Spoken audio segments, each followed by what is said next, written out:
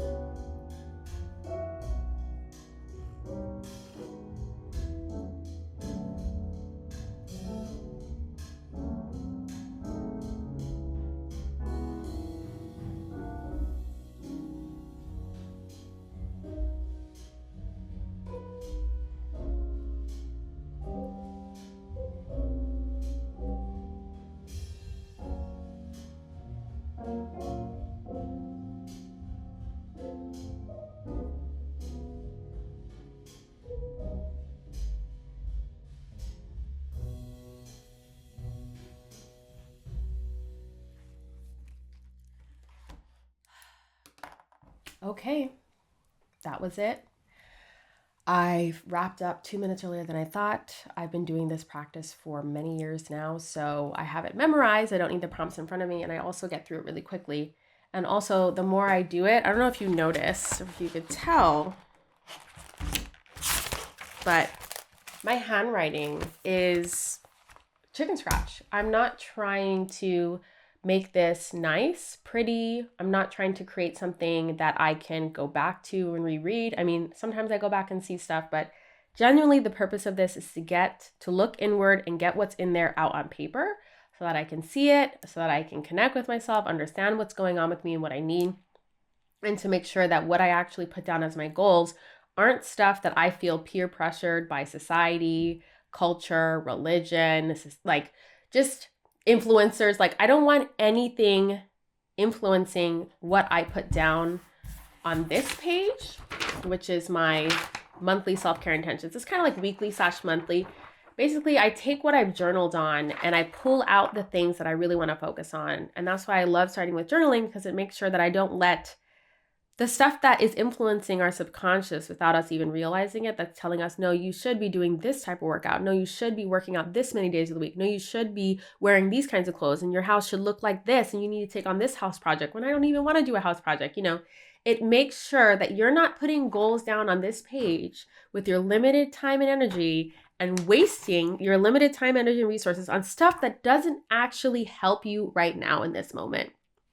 Okay, the ultimate goal of this is to love your today self, which means showing up and taking care of where you are right now rather than constantly trying and striving to be some ideal higher self version in the future. Okay, we're trying to love our today selves. And I'm telling you that when you do this, you increase your capacity to change your life and to do amazing things and to just live more in alignment with what matters to you. So I hope this helps. If you want this printable, again, I'll link it in the description. It's part of my 4B guide. And also, again, if you want to understand what the prompts are, because if you're not familiar with the work that I do, the 4Bs of self-care and the 3Ds of boundary setting might be confusing to you. So there's a 1-hour workshop completely free that walks you through this whole thing and has pauses throughout the workshop for you to actually do the practice. So I'll be showing up here every week to do this with you. I have figured out what I needed, and I feel ready to go into my weekend knowing